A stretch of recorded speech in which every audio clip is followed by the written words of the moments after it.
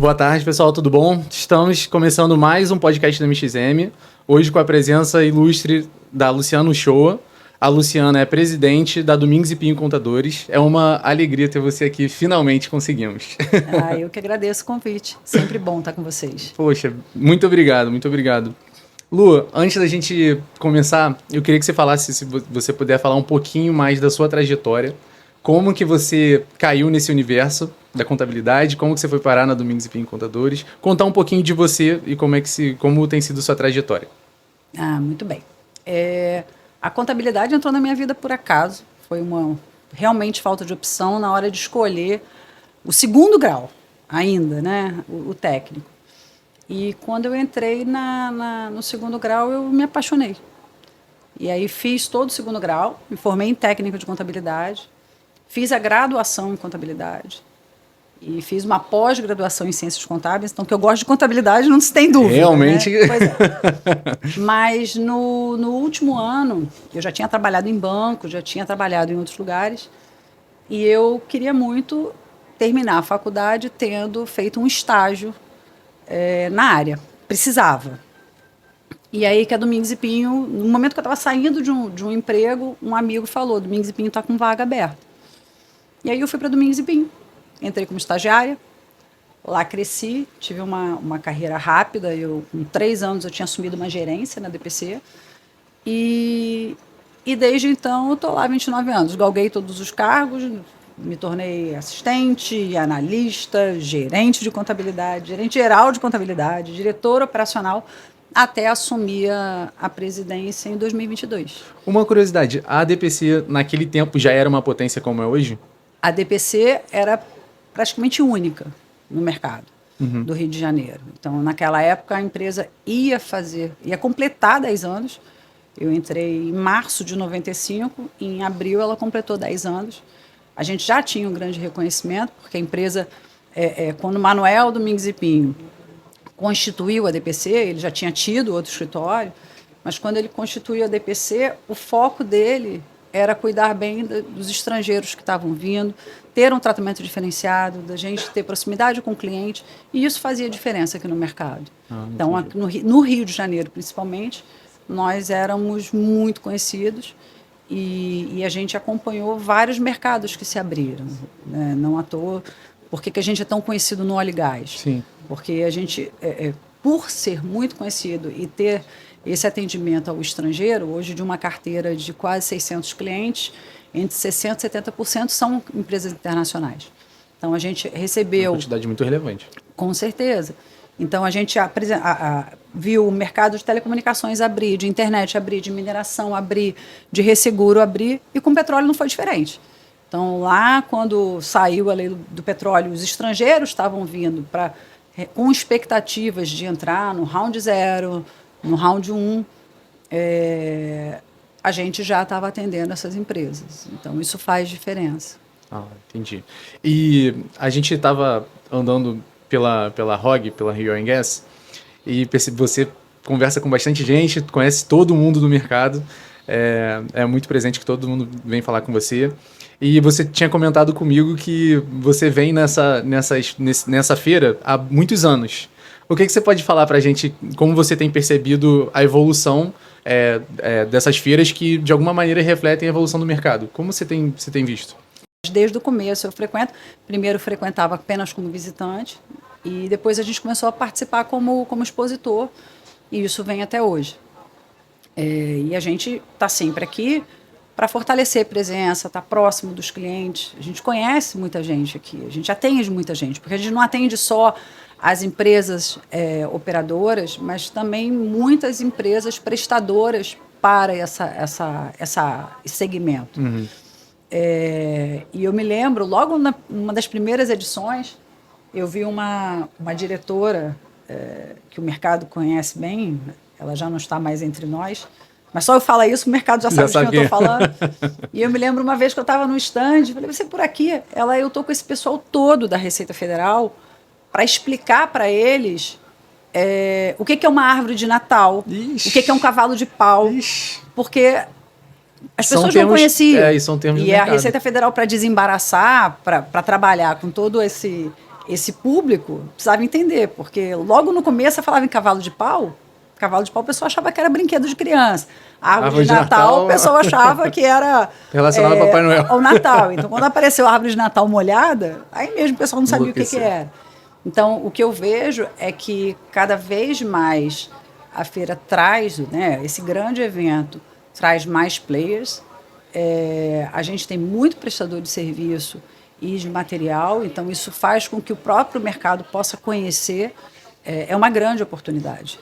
Então, eu vejo cada vez mais esse evento vem ganhando público e é sempre um grande evento, não só para a cidade, para o país, mas também principalmente para o segmento. Você tem excelentes palestras, você tem na parte do congresso, aqui você tem as arenas, que tem muita coisa boa sendo falada, muita coisa importante, é uma baita oportunidade, e você tem o próprio congresso, né? Você tem também palestras sensacionais. Cada vez mais você tem mais qualidade nesse evento. Com certeza. Outra coisa que eu ia te perguntar é a nossa indústria, né? Essa indústria que a gente faz parte e que é tão importante para o nosso PIB, ainda hoje ela é muito composta majoritariamente por homens, né? A gente vê que existem iniciativas muito interessantes como o ESG, tem o empoderamento feminino ganhando mais força. Você consegue fazer para a gente uma análise através dos tempos, o que tem melhorado, o que ainda falta melhorar, para a gente conseguir, quem sabe na frente, chegar em um momento de um platô mais justo? O que falta melhorar, eu acho que falta em todo segmento, mas de fato que é cada vez mais aumentar a aceitação e a participação. De fato é um ambiente muito masculino, sempre foi, desde o início. Eu cansei de ir em eventos que você tinha, sei lá, 80 homens e 5 mulheres. Mas hoje você já começa a ter participação melhores, tanto que todo evento de óleo e gás, quer seja no ATC, quer seja aqui, você tem encontros exclusivamente de mulheres. Eu falei, a energia vem delas. Então hoje você tem muitas mulheres importantes já na indústria. A gente pode citar alguns grandes nomes, mas de fato você tem mulheres bem importantes já participando.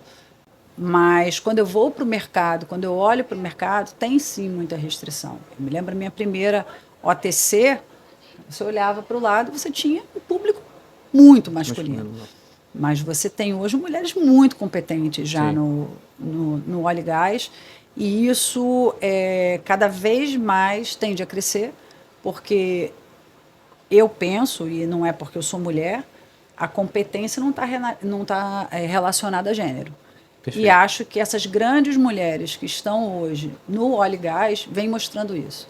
Você vê debates sempre com mulheres presentes e não para cumprir cota. É porque elas realmente são muito competentes. Com poder de decisão mesmo. Muito. Todos os... Você tem pessoas assim, muito competentes. Muito competentes. Eu não sei se naquela época especulava-se já em ter uma presidente, por exemplo, hoje a gente tem uma presidente da Petrobras, é uma mulher. Não sei se naquela época isso já era... eu não sei te dizer. Mas hoje você tem lá a Magda, assim como você teve a Graça. Sim. Então você tem outras empresas. Assim, eu me lembro lá atrás, quando a Mobil veio para o Brasil, que depois se juntou com a Esso e virou a Exxon. A country manager na época era uma mulher, que era a Carla Lacerda, que hoje está na Bratec. Então, mas quando você olha, majoritariamente ainda é masculino, sim. Mas eu acho que tem uma grande evolução. Não à toa que nesses encontros que eu estou lhe falando, que você tem todos os eventos de óleo e gás, quer seja na OTC, quer seja aqui na ROG, a gente tem que se policiar, né? Porque agora não é mais Rio Oil & Gas, depois de tantos anos falando Rio Oil & Gas. Gostou da mudança de nome? A gente, na verdade, não é questão de gostar, é questão de falta de hábito. Sim. Então, eu sei que já tinha a tentativa de mudança do nome, mas esse ano veio como ROG. Legal. Um ponto que eu acho que é muito curioso e muito interessante pra gente da MXM, e eu acho que para Domingos e Pinho, todo mundo entende essa simbiose entre MXM e Domingos e Pinho. Mas você conseguiria dizer da onde que vem, por que que a Domingos e Pinho e a MXM são tão próximas? Como é que começou esse relacionamento entre essas duas empresas? Pois é. Eu já estava na DPC, olha isso. De 40 anos de DPC, quase 30 a gente trabalha com a MXM. Quando a gente tinha um sistema, teve a necessidade de troca, a gente viu que o que a gente tinha não nos atendia, foi quando a gente conheceu o MXM. E na época, tanto o fundador da DPC, Manuel Domingues, quanto o fundador da MXM se conheceram, e o Manuel colocou a questão da nossa demanda. E naquele momento, o Maurício, que era o dono da MXM, falou: olha, eu vou atender vocês no que for preciso. E a gente identificou na MXM uma solução que poderia trazer para a gente a segurança das nossas operações, porque trabalhar no segmento de BPO, ele requer não só um conhecimento técnico. Não adianta eu ter o melhor profissional, eu ter meu pessoal capacitado, porque eu preciso de uma tecnologia. Sim. Então, a gente buscou no MXM um RP robusto e que trouxesse para a gente a segurança para as nossas operações. E ao longo desses anos, as empresas foram crescendo, a gente identificou na MXM essa oportunidade, a MXM dá muito suporte para a gente, para a DPC e também para clientes nossos, porque Sim. nós temos clientes que usam o MXM independente da DPC, Sim. não através de DPC. Então, uma coisa que eu vejo como muito importante é o fato de tudo que a gente precisa, a nossa área, ela muda muito, principalmente na área tributária. Então, a gente tem muita demanda e você ter um RP que possa te dar a tranquilidade que a informação vai estar ali, que o recurso vai estar ali, isso para a gente é muito importante. E eu digo para ti que o fato da gente ter o relacionamento com a MXM, eu acho que isso é um diferencial. Eu não sou mais um número, eu DPC, mas não é porque é DPC. A MXM trata assim, né? Essa proximidade é uma coisa que a gente fala muito para os nossos clientes. O nosso diferencial, o nosso DPC, é proximidade, relacionamento, é estar junto, é entender a demanda. E isso a gente viu na MXM. Então, ao longo desses anos, as duas empresas evoluíram muito. A gente está falando de, como eu falei, quase 30 anos de relacionamento. Aí, né? E a gente ter qualquer demanda, ter uma software house que entende a nossa demanda e contribui com as soluções, isso para a gente é muito importante, porque não é aquele pacote pronto, toma, está aqui, é prateleira, e se você precisar, abre um chamado que eu não te conheço. Que não tem que então, procurar isso fez lugar. muita diferença no começo das expectativas e só se afirmou ao longo da é muito legal anos. É muito legal ouvir isso, porque mostra que hoje os nossos valores, enquanto MXMer, um dos nossos valores que eu considero como pontos fortes, muito fortes da MXM, são essa parceria, essa proximidade que a gente tem dos nossos clientes. Então, é legal ouvir de você, porque mostra que houve uma simbiose, né? O que vocês têm passaram para a gente e vice-versa de alguma maneira. E a gente não se vê apenas como o cliente, a gente se vê como parceiro mesmo, porque muitas vezes a gente precisa da MXM para trazer a solução para um cliente. Então, isso para a gente é muito importante. E essa questão e essa parceria, ela traz um olhar de cuidado aos interesses do cliente que é diferente, né? Uma coisa é você olhar para o cliente e perguntar o que ele quer, outra coisa é você estar do lado dele e enxergar junto com ele o que ele busca atingir. Então, assim... E para o nosso segmento, a gente passou por alguns desafios, quer seja implantações muito significativas em clientes, mas também a gente passou por um momento que foi o SPED, a implantação do SPED. O início da digitalização. Então, são demandas tributárias e que muitas empresas mudaram de contador porque precisava... muitas empresas mudaram de contador porque o contador não tinha condições de atender SPED. Nós chegamos a receber algumas empresas... Fala assim, meu contador não me atende para fazer ECD. Você faz para mim? Ele tinha contador. E a MXM sempre deu esse conforto, né? A gente, de trocar, e a MXM sabe que pode contar com a gente. Eu tenho alguma demanda, quer entender alguma questão tributária, para a Não, gente... e como isso é importante para a MXM até hoje, porque o nosso know-how nas questões tributárias é muito forte, muito por conta dessa parceria. Não, eu me lembro na época do início do SPED, da gente sentar junto, implantar. Eu falo uma coisa bem emblemática lá na DPC. Eu lembro de um caso que foi a criação do FD Contribuições, Sim. que é uma obrigação específica para cálculo de PIS e COFINS. Então, tinha data para entrar no ar. E nós já tínhamos 2 FDs Contribuições entregues quando a Receita Federal prorrogou o prazo porque as empresas não estavam implantadas. Não conseguiam implantar porque era uma demanda nova. Então, eu não tenho dúvidas que é bom para os dois, né? Porque a gente consegue atender o cliente, é bom porque vocês têm um produto que quem contrata sabe, ele vai me garantir essa mudança, porque a parte tributária nossa, e não é só uma parte tributária federal, é estadual, é municipal. Então, você ter essa tranquilidade que, no fim do dia, a gente vai ter a ferramenta para trabalhar, isso faz muita diferença. Eu ia até te perguntar isso, porque deve ser no mínimo... Só não me pergunta como faz, que eu já não sei mais. Não, fica tranquilo. Eu ia te perguntar que deve ser no mínimo curioso o investidor que está lá no país dele de origem, que se for Europa, Estados Unidos, é mais equilibrado do ponto de vista... Não vive nessa loucura tributária e fiscal aqui do Brasil. Aí o cara decide vir operar aqui no Brasil.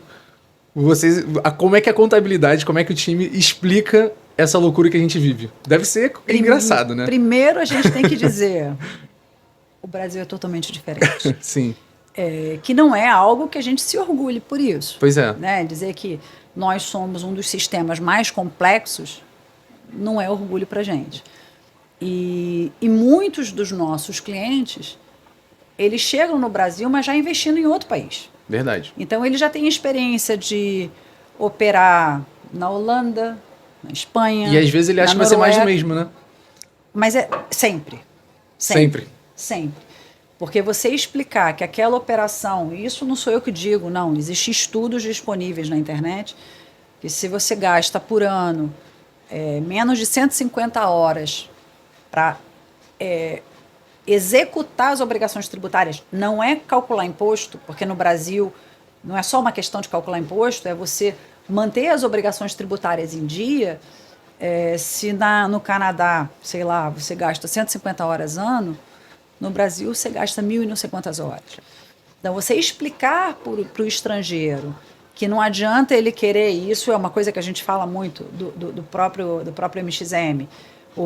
Às vezes a empresa vem para o Brasil e diz assim, olha, eu vou utilizar o meu sistema mundial. Não, eu já tenho um RP. E aí a primeira pergunta que eu faço mas você tem condições de customizar o seu RP para atender no Brasil? Porque começa que CD, para quem não sabe, é a nossa contabilidade que a gente disponibiliza para a Receita Federal. Eu falei, olha, o seu sistema é preparado? Não, mas quantas vezes eu já escutei essa resposta? Mas eu já atendo isso no mundo inteiro e com o Brasil não vai ser diferente. E aí você tenta explicar e tem uma hora que a minha forma de explicar então você me faz um favor, você conversa com quem te atende e vê se ele consegue gerar as informações em reais, em português, vinculado ao plano de contas referencial da Receita Federal, que não adianta ele dizer, eu declaro dessa forma, eu tenho a informação dessa forma. Mas a Receita Federal, você tem que seguir o plano de contas da Receita Federal. Sim. Então, quantas vezes eu já expliquei e eles, eu vou voltar para você e depois volto. Tem uma frase que eu já escutei algumas vezes. Luciana, eu quero voltar a discutir com você porque o Brasil vai ser o único país que eu vou fazer diferente. E por isso. Então, a gente está sempre explicando, isso faz parte. Qualquer diretor nosso, quando discute com um prospect, nossa área comercial, conversa com um estrangeiro, a gente tem essa preocupação de falar qual é a dificuldade, e volto a dizer, a gente não se orgulha desse sistema, como que a gente pode te atender e por que que a gente precisa te atender dessa forma. Você acha que esse é um dos maiores desafios nossos, assim, como país, né, de buscar uma previsibilidade, ter certa perenidade no que tange aos impostos, para a gente conseguir trazer mais investimento para cá? Eu acho que previsibilidade, a gente tem sempre uma preocupação econômica, a gente tem sempre uma preocupação política, mas quando eu olho para o nosso negócio, né, o meu negócio, né, BPO, a gente hoje, a grande preocupação nossa é em relação à parte tributária. O que a gente está olhando para frente, já pensando aí na reforma tributária. Sim. Que até, já que eu estou diante da MXM, aproveito para falar, a reforma tributária, ela traz toda uma preocupação em relação a tributos. E as pessoas hoje falam muito em relação ao tributo. Vão sair de X tributos para tantos tributos. Agora você vai ter o CBS, você vai ter o IBS. Mas nós, no nosso segmento, nós temos uma grande preocupação. E aí eu não tenho dúvidas que a MXM, como sempre atendeu a gente, vai trazer essa segurança para a gente. Porque, além da mudança tributária, a gente vai ter, durante alguns anos, um sistema paralelo. Exatamente. Então, você imagina como é que eu vou explicar para um estrangeiro que, olha, eu faço tudo isso e vou ter que fazer duplicado. A gente ainda não sabe como, porque a Receita Federal não falou, mas eu vou precisar ter uma ferramenta que me atenda nos padrões de hoje e nos padrões... o que vem pela frente e o paralelo mesmo. Sim, sim. E assim, e como é que eu vou declarar? Da onde eu vou declarar? Então, você imagina o trabalho sem dúvida, a gente não vai ter. Sem dúvida, porque de maneira geral o mercado está preocupado com as taxas, né? O que vai subir, o que vai descer. Só que a gente está num grau de infraestrutura. A gente que vai ter que deixar isso pronto para que isso seja executado. Então, eu imagino que na MXM vocês têm a preocupação, olha, minha carga tributária enquanto empresa, isso. O que vai acontecer. Mas fora isso, como desenvolver a ferramenta para atender as empresas nesse modelo paralelo. Isso. E no nosso caso, Matheus, a gente tem uma preocupação, e não à toa todo esse suporte da MXM, porque diferentemente de uma empresa que contrata o RP, eu tenho o RP para atender 600 empresas. Isso. De N indústrias. É isso aí. Eu tenho a prestadora de serviço, eu tenho a indústria, eu tenho a mineradora, eu tenho a telecomunicação, eu tenho energia, eu tenho farmácia, saúde, a operadora. Então, assim, eu já tenho hoje uma diversidade muito grande. Sim. Que vocês já nos atendem em relação a cada segmento. Imagina, pega tudo isso e coloca com a reforma tributária seguindo em paralelo. São muitos desafios. É uma preocupação que nós temos e que eu imagino que imagino não, eu sei que porque eu já conversei com vocês, o tamanho do desafio que a gente tem pela frente. Não, sem dúvida, sem dúvida. Mas, Luciana, o que você diria que é sensível, que é crítico para quem hoje busca um BPO? Quais são os valores que são mais importantes? É a confiança? O que você acha que nesse caso é importante? Mais importante? É fácil falar do meu segmento, né? Eu acho que hoje você tem, além de toda a complexidade que existe na área tributária, você tem segmentos bem regulados, como é o caso do petróleo. Quando você tem o BPO, você tem a oportunidade de dividir as tuas preocupações, as tuas dúvidas e ter alguém especializado. Porque, no nosso caso, a gente tem treinamento constante, o time bem preparado, a gente tem acompanhamento diário de mudança legislativa. Então, você tem hoje, em média, fazendo uma média, você tem mudança hoje, você tem publicação de legislação, 2,6 publicações de alteração legislativa por dia útil. Nossa. Então, você precisa ter alguém acompanhando. Depois seria bom depois seria bom comparar isso com outros países para ver como é que é esse número em relação a outros países, porque é muito alto. Não. Assim, é muito alto. Primeiro, por ser federação, a gente já tem a figura do federal, do estadual e do municipal. Isso já faz diferença para alguns países. Mas, enfim. Mas, voltando à questão da contratação do BPO, o BPO ele traz para uma empresa a segurança que eu tenho alguém olhando a complexidade dos meus negócios. Sim, sim. Eu tenho alguém que está atualizado e pronto para me atender. Porque quando você tem uma estrutura interna, você tem que ter esse time atualizado. Você, por vezes, tem um time, as empresas, né? Um time mais enxuto, né? Você tem um time reduzido, então você conta que aquelas pessoas estejam preparadas e atualizadas. E na hora que você tem um problema, você vai ter um custo altíssimo de uma consultoria, de um suporte. Sim. Então, quando você tem um BPO, e essa nossa proposta é ser parceiro do cliente. Tá ali para dar suporte não só para as entregas, que são cotidianas, necessárias, mas também a proximidade para você contribuir com a empresa na tomada de decisão do negócio. Porque essa é a importância, e é o que eu vejo do BPO. Cada vez mais isso vem mudando. Não tem mais como a gente achar que a gente está aqui para processar apenas informação, porque essa não pode ser mais a figura do contador. Então, cada vez mais a gente senta na mesa com o cliente para ajudar a tomar uma decisão. E quem um dia falou que a contabilidade ia acabar, porque um dia se falou isso, e isso é um absurdo, eu diria que até irresponsável essa fala, eu penso que a contabilidade, o processamento em si, quem só faz isso está fadado ao insucesso ou até mesmo a acabar. Porque a gente tem que ter cada vez mais a visão que quem contrata um BPO tem que esperar desse BPO um parceiro. Sim. Parceiro de negócio mesmo. E o mercado vai se transformando, né? Vai ficando cada vez mais eficiente. A gente fazer a mesma coisa sempre realmente não dá. Não dá. Não dá e nem é o que a gente quer. E como que a tecnologia, a gente pode usar o MXM como exemplo, mas de maneira geral, como que as tecnologias hoje em dia conseguem transformar o que, por exemplo, a Domingos e Pinho fazia 30 anos atrás, como agora? Aí eu vou ter que te falar que quando eu entrei na DPC, você mandava a informação toda para um CPD. Então, você fazia tudo à mão. Nossa. E alguém fazia... Pois é. E alguém fazia a digitação e voltava a informação já processada. Tem os mais antigos que eu, que lembro da época da gelatina. Gelatina, para mim, foi só para comer, porque eu não peguei essa fase. Essa aí. Mas a gente tinha um processamento. Então, mas hoje a tecnologia, ela vem para agilizar a nossa vida, ela vem para mitigar risco. Você vê que cada vez mais a inteligência artificial, isso não é um privilégio do nosso segmento, né? Todo mundo hoje fala da inteligência artificial, mas a gente hoje começa a fazer o uso da inteligência artificial para, de fato, otimizar processos.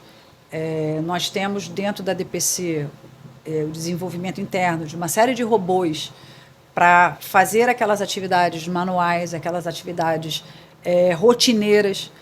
E hoje a gente tem robôs e sistemas preparados para mandar informação para cliente, para buscar informação de cliente. Então, tudo que a gente começa a ver que a gente consegue tirar intervenção manual, a gente está fazendo. E isso traz agilidade, mas além da agilidade, Matheus, eu acho que a gente tem uma coisa muito importante, que é, quanto menos intervenção manual eu tenho, quanto mais coisa eu tiro do meu RP direto, eu estou mitigando risco.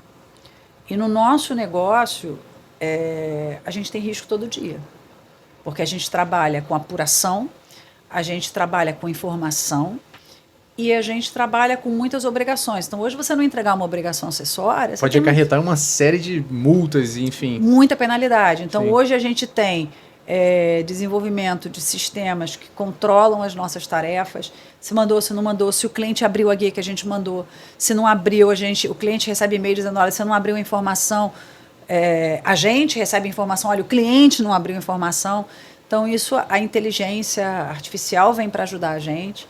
E a tecnologia vem abarcando tudo isso. Agora, é interessante, né, que a tecnologia ela tá sempre aí para nos ajudar e tal, mas como é importante esse cuidado, esse carinho com o cliente, né? A gente, enquanto você está falando, eu vejo muito a forma que a MXM trabalha e esse zelo, eu acho que é o que faz a diferença entre ser mais um no mercado e estar ali de fato com o cliente. Não, com certeza. A tecnologia ela é importante para trazer essa segurança, para otimizar processos, mas a tecnologia nunca vai substituir o contato. Não.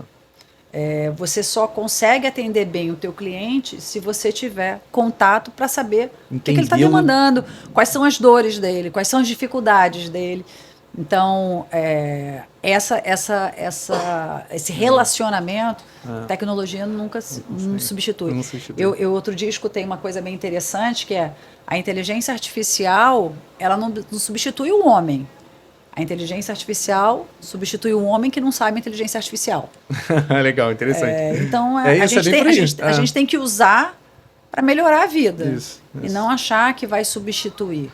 Né? Porque essa coisa de a tecnologia está aí para tirar pessoas. Não vai tirar pessoas. Mas todo mundo tem que estar entendendo que o momento a gente está, a gente precisa entender cada vez mais o que a gente precisa, o que o mercado demanda. Então, isso é muito importante.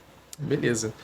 Luciana, eu ia te perguntar, preciso mais uma coisa antes da gente finalizar. Uma pergunta que eu faço para todos os nossos convidados. Como você vê o mercado, a indústria de óleo e gás, nos próximos anos? Sua visão é otimista? É pessimista? É ponderada? Eu acho que a gente tem um mercado crescente. O que a gente falava do óleo e gás hoje, a gente está num processo de transição energética. Então, eu não diria um mercado de óleo e gás, eu diria um mercado de energia. Sim. Você tem os renováveis chegando não, eles já estão, né? Mas cada vez mais demandando da gente. E eu vejo como um mercado exponencial. Essa coisa e até quando as pessoas falam do petróleo, eu acho interessante que as pessoas falam. Hoje, né, principalmente os mais jovens... Existem os críticos que o mercado seria um pouco agressivo, mas... Continua. O que eu ia falar... Comenta sobre isso.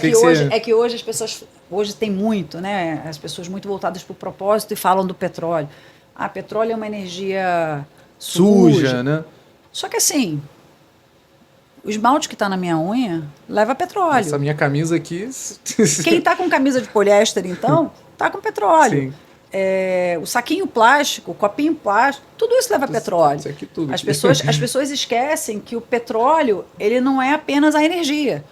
O petróleo é matéria-prima para dar muita coisa. Muita coisa, sim. Então, até que se descubra algo que substitua essa matéria-prima, a gente precisa do petróleo. Precisa conviver, transformar mais eficiente, que claro. A gente tenha outras fontes de energia, Sim. e eu acho perfeito, e vem cada vez mais. Então, eu acho que o futuro a gente tem, não do óleo e gás em si, mas do geral, quando se fala de energia, como eu falei, os renováveis eles estão crescendo, o mercado de gás. Eu estava ali na Petrobras, estava vendo a palestra sobre gás, fazia fila. Por quê? Porque todo mundo quer entender, sim, quer saber como está o mercado, então cada vez mais... todo mundo busca uma fonte que seja competitiva em termos de valor e que polua menos. Isso sim, é fato, mas isso é importante, e eu acho que a gente precisa sim trabalhar, mas daí a dizer que não vai ter, que vai acabar e que isso não se precisa, isso eu discordo, demais, porque, né, a gente vai continuar precisando do petróleo. Sim, até que se tenha uma matéria-prima diferente. Isso e não vai ser tão cedo. Ainda mais aqui no Brasil, que a gente tem uma matriz muito limpa, ainda mais comparando com os outros países, globalmente afora, a gente está muito na frente. Então, é um pouco alarmista demais mesmo quando a gente vê, principalmente os mais jovens falando um pouco... mas eu acho que aí é uma falta de conhecimento. E acho que o nosso papel, de quem está no mercado, quem participa, é sempre colocar isso. Sim. Eu acho que cada vez mais. É bom você saber... Hoje em dia, a maioria da poluição ela vem do desmatamento. A indústria de óleo e gás ela não representa nem 10%. Então, é mais uma informação que corrobora aí. Não, com certeza. Luciano, muito obrigado pela sua presença. Foi realmente muito importante para a gente, muito importante poder contar com você, com a sua presença. Espero que a gente se veja mais lá na sede da MXM, que a gente faça mais podcasts como esse. E você é sempre bem-vinda, a casa é sua. E conte com a gente. Esse é o podcast da MXM. Nós vamos ter outras edições. Não esqueçam de ativar o sininho. E até a próxima.